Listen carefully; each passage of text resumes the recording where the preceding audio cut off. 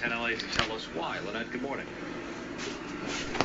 Good morning, Frank. It was about 5 o'clock this morning when we first saw some signs of trouble. We saw the police move in, a helicopter overhead. It was right across the street from the tent city that has been set up next to City Hall, right here on Temple and Main Street.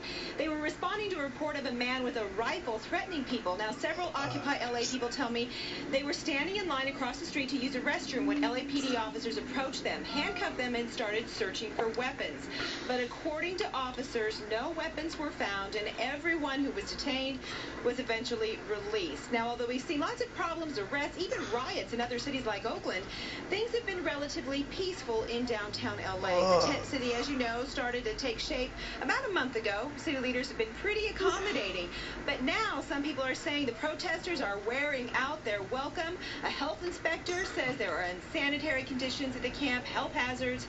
Then there's also the cost to taxpayers. City staffers estimate that it's costing about $2,700 a day for police to patrol outside City Hall. Now, you remember that's going on 24 hours a day, 7 days a week. But the big cost, we're told, is the damage to the grounds outside of City Hall. According to the Department of Parks and Rec, it's going to cost about $400,000 to repair. But Occupy LA people say they have a right to be here, and they say they're going to stay. We're going to be out here as long as it takes to get some movement in towards our initial goals to prosecute Wall Street. Let's be absolutely clear. They have a right to protest, but you have to balance that right with respect for our health and safety laws, our public property.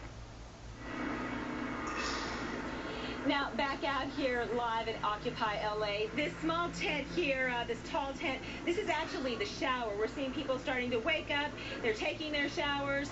They have everything really set up. They have a first aid tent set up. So they're digging in here, and they say they don't plan to go anywhere unless they're forced out. That could happen. We understand there is a law in the books that actually bans this type of outdoor camping at city parks, and this is considered a city park. Back to you guys in the studio. All right, Lynette, thanks very much for that. Those red light cameras are no longer